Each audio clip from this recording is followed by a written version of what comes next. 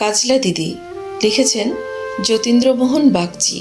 বাঁশবাগানের মাথার উপর চাঁদ উঠেছে ওই, মাগো আমার শোলক বলা কাজলা দিদি কই। পুকুর ধারে নেবুর তলে থোকায় থোকায় জোনায় জলে, ফুলের গন্ধে ঘুম আসে না একলা জেগে রই। মাগো আমার কোলের কাছে কাজলা দিদি কই। সেদিন হতে দিদিকে আর কেনই বা না ডাকো, দিদির কথায় আঁচল দিয়ে মুখটি কেন ঢাকো। খাবার খেতে আসি যখন দিদি বলে ডাকি, তখন ও ঘর থেকে কেন মার দিদি আসে নাকো।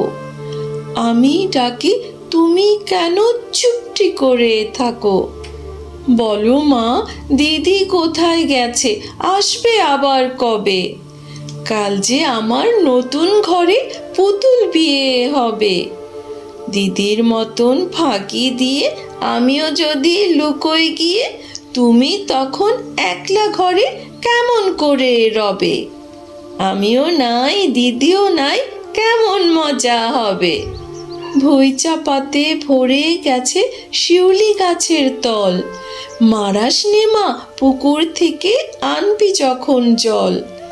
ডালিম গাছের ডালের ফাঁকে বুলবুলিটি লুকিয়ে থাকে, তৃষ্ণা তারে উড়িয়ে মাগো ছিঁড়তে গিয়ে ফল।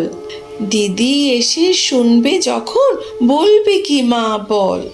বাঁশবাগানের মাথার উপর চাঁদ উঠেছে ওই, এমন সময় মাগো আমার কাজলা দিদি কই। বেড়ার ধারে পুকুর পাড়ে ঝিঝি ডাকে ঝোপে ঝাড়ে, নেবুর গন্ধে ঘুম আসে না তাই তো জেগে রই। রাত হলো যে মাগো আমার কাজলা দিদি কই।